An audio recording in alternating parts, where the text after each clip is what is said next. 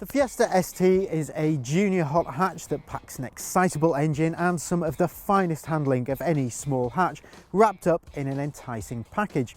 It's the very latest in a long line of performance Fords stretching back to 1980 with the Fiesta Supersports, the XR2, the XR2i and of course the RS models of the early 90s. So the Fiesta ST has a lot to live up to, but for sheer entertainment value alone, the Fiesta is in a league of its own, especially at this price point. With rally car looks, soundtrack and handling, the Fiesta ST will always put a smile on your face for a very reasonable cost.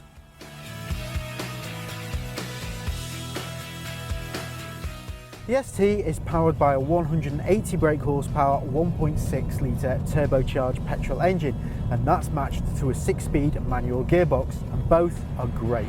The engine is willing to rev harder than most small turbocharged motors, has a progressive delivery and feels responsive even from lower revs. The slick, snappy gearbox makes it easy to use the engine to its full too.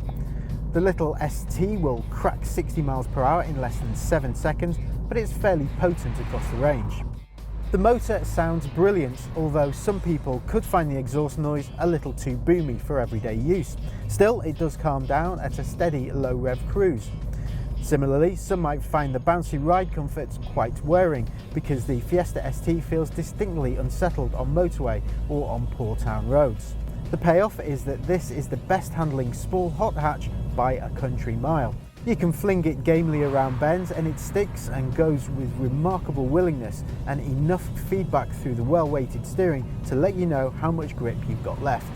The Fiesta sets the benchmark for outright fun, but the clever bit is that it manages to wrap it up in a package that makes it usable every day, even if it is a tad noisy and firm.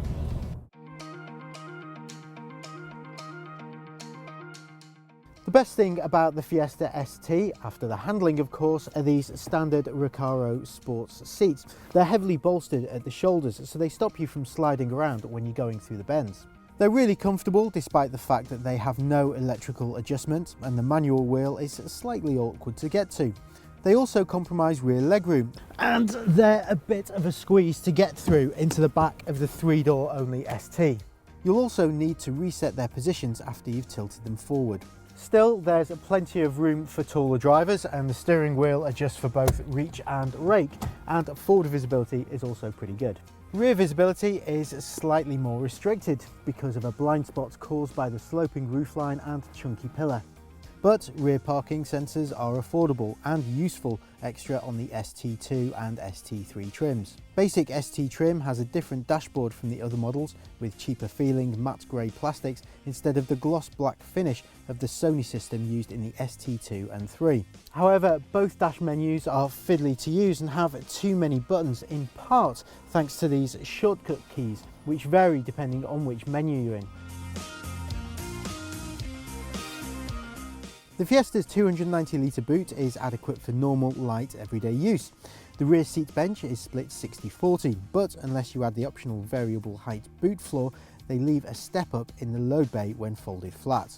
Possibly more annoying is the fairly narrow boot opening. In the wider context of small family cars of this type, the Fiesta is adequate, but nothing special. The Ford Fiesta ST combines sensible running costs and great value for money with exquisite handling and an eager, rewarding powertrain. Yes, you have to make some sacrifices like the firm ride and the space in the boot, but overall the package is the best of its kind. For more information, search for the Ford Fiesta ST on whatcar.com, and to stay up to date with all our video road tests, click subscribe.